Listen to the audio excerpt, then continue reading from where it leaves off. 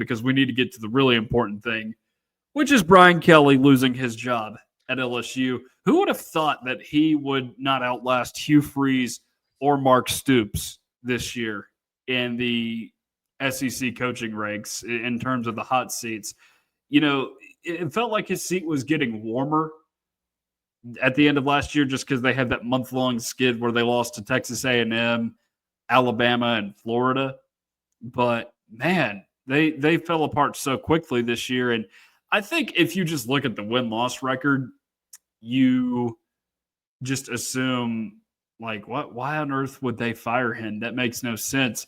But you look at some of the things that have come out in the last 24 hours about the goings-on within that program, and just some of the stuff that you see from him on the sidelines game in and game out that's just televised to the masses.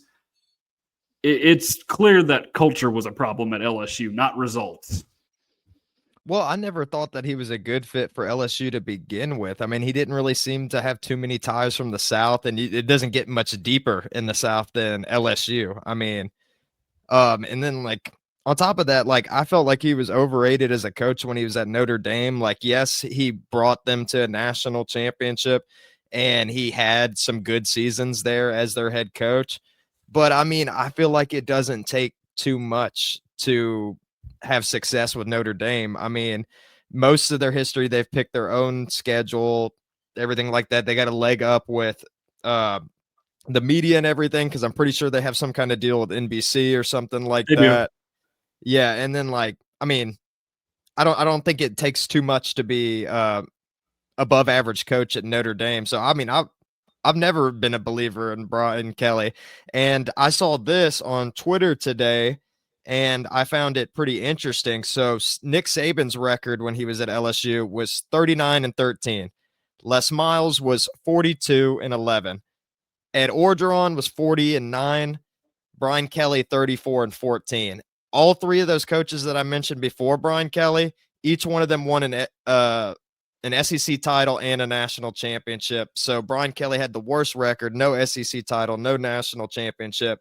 But that also goes to show, too, that LSU was knocking it out of the park there with hires there for a minute. I mean, the fact that they had 3 head coaches win national championships in the 21st century, pretty impressive. I know you might say something about Ed Orgeron. I don't think Miles for that matter. Yes. Look, here's the thing. We can agree that Nick Saban is a good coach, but here's the thing. You don't have to be an exceptional coach to win 8 or 9 games a year at that program. Let's just call that like it is. That job, if you are at least a somewhat decent coach, you should be winning year in and year out at LSU. Brian Kelly proved that. I mean, he's a decent football coach, and he has the least to show for out of all of them, which is the crazy thing. And again, I think it all comes down to fit, right? Like, he did not fit the culture down there. And you have, again, all the stuff flying around on the internet, too, of the clips of him just, complaining to his assistants about what happened. Apparently, his relationships with his assistants are absolutely terrible, from what we know. And again, the scissor lift thing is what it is, which, by the way, today's the 15-year anniversary of that from when it happened at Notre Dame. But there was bad stuff happening at Notre Dame, too, with the assistants and the players as well. Like, I mean, he's putting guys in chokeholds there at Notre Dame. And I always thought he was just kind of a strange dude. He had a weird personality, man. It didn't seem like legitimate. Always putting on a show is what it seemed like. It's like, and we accuse Josh Heupel of being too kind to people at Tennessee, maybe not giving enough tough love to his coaches and his players. Brian Kelly is the antithesis of that. He legitimately hates them all. He did say he wanted to execute his entire team. That was taken out of context, though. It was taken out of context, but it's Brian Kelly. So I don't know if it was really taken out of context. So there's that whole piece to it.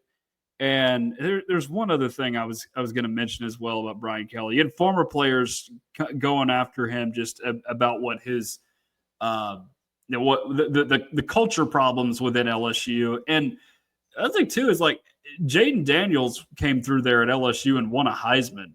And the best thing they got out of that was an SEC West title because Alabama happened to slip up to them and Tennessee that season. You're not going to remember Jaden Daniels' career at LSU the same way you will Joe Burrow's because he didn't win a national championship. He didn't win anything of significance. They didn't even go to a New Year's Six Bowl with him. They wasted a terrific talent because you couldn't field the defense. And then when you try to fix that stuff, all the other stuff gets broken, and then you blame those guys. I mean, they just kept firing people left and right. There's just no good relationship with any of these people.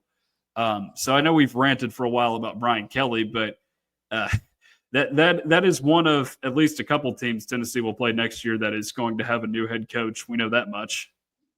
Yeah, and I want to say one more thing about LSU before we pivot. Like, yeah, like Les Miles, like he may have like end up doing bad at Kansas, and Ed Orgeron may have struck gold in the right situation. But like the one thing that gives LSU a leg up is they have great recruits coming out of Louisiana. Yeah. They have a lot of money to fund and everything like that too. But another school that has more money, arguably, and much better recruits is Florida, and they still weren't able to replicate the same success that LSU's had in the 21st century. They were good with Urban Meyer, but outside of the Urban Meyer, not so much. Yeah. So LSU is one of what is that number? Like 9 Power 4 openings right now. And yeah, something crazy like that. That number could expand as we go into the off season. So just crazy how this is all happening.